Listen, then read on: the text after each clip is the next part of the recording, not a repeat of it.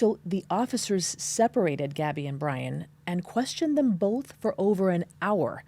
And despite the visible bruises on her face, Gabby tried taking the blame for the incident. She said that she'd been stressed out that morning working on her blog and that her OCD had caused her to snap at her fiancé.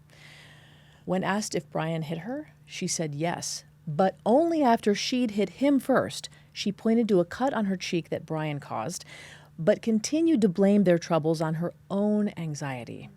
In his report, Officer Robbins wrote that Gabby was crying so heavily she could barely speak. Gabby portraying herself as the aggressor, even when there are visible signs that she was distressed and victimized, is actually more common than many people realize. Often victims of domestic violence engage in a trauma response known as fawning.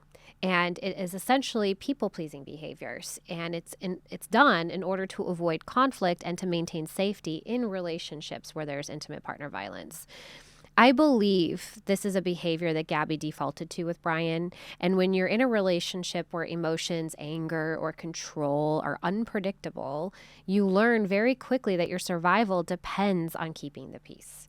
And taking the blame, minimizing the problem, or even falsely presenting yourself as the aggressor was a strategy that Gabby was using to soothe Brian's anger and avoid any further escalation.